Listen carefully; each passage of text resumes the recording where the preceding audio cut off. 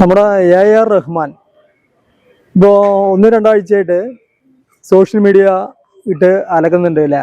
എയറിലാണ്. മെയിനായിട്ട് അതിൻ്റെ കാരണം എന്താണെന്ന് ശ്രദ്ധിച്ചത് നിങ്ങൾ? അദ്ദേഹം ഒരു ഇരവാദം, അദ്ദേഹത്തിൻ്റെ പേരാണ് പ്രശ്നം.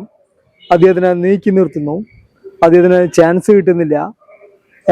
8 വർഷമായിട്ട് എന്നെ ബോളിവുഡിലും അതുപോലെ തന്നെ കോളിവുഡിലും നീക്കി നിർത്തുന്നു, ഒരു രാഷ്ട്രീയപരമായി ഒറ്റപ്പെടുത്തുന്നു.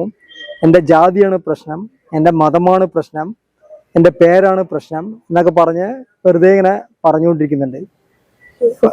ഒരു ഒറ്റവാക്യത്തിൽ പറയണ ഇരവാദം എന്ന് പറയാം. അങ്ങനെ പുലമ്പിക്കൊണ്ടിരിക്കുന്നുണ്ട്. ശരിക്കും അങ്ങനെയാണോ സംഭവം?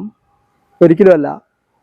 അതായത് അദ്ദേഹം വന്ന സമയങ്ങളിൽ ഒരുപാട് ഹിറ്റുകൾ വന്നിട്ടുണ്ടായിരുന്നു അല്ലേ? ഇപ്പോൾ റോജ, അല്ലെങ്കിൽ കാതലൻ, അല്ലെങ്കിൽ ജെന്റിൽമാൻ തുടങ്ങിയ സിനിമകളിലൊക്കെ അദ്ദേഹത്തിൻ്റെ പാട്ടുകൾ നമുക്ക് മറക്കില്ല.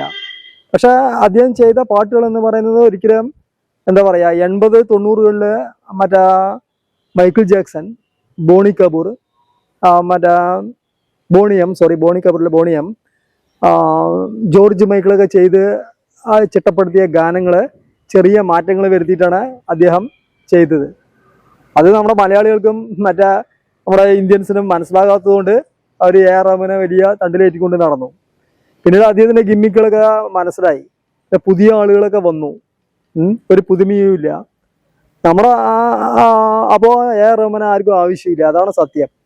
അദ്ദേഹം അവസാനം ചെയ്ത 4-5 പഴങ്ങളുടെ പാട്ടുകൾ കേട്ടാൽ തന്നെ നമുക്കറിയാം എന്താണ്. എന്താ പറയുക, ഒരു ഹിറ്റ് പോലും ഇല്ല.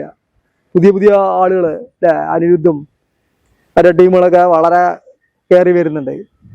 അപ്പോൾ പ്രേക്ഷകർ എന്ന് പറയുന്നത് നല്ലത് കണ്ടു കഴിഞ്ഞാൽ അവർ അംഗീകരിക്കും, അത് ആര് മ്യൂസിക് ചെയ്താലും ശരി. പക്ഷെ അവിടെ ഈ പഴയ ദ്രവിച്ച സാധനങ്ങൾ ചെയ്തു കഴിഞ്ഞാൽ അവിടെ ആര് ചെയ്താലും, AR റഹ്മാൻ ചെയ്താലും ആര് ചെയ്താലും അത് അംഗീകരിക്കാൻ പോകുന്നില്ല. അതിന് നാട്ടുകാരന് കുറ്റം പറഞ്ഞതുകൊണ്ടോ അല്ലെങ്കിൽ ഇരവാദം മുഴക്കിയതുകൊണ്ടോ ഒരു കാര്യമില്ല എന്നാണ് എൻ്റെ സ്വന്തം അഭിപ്രായം. ശരിയല്ലേ?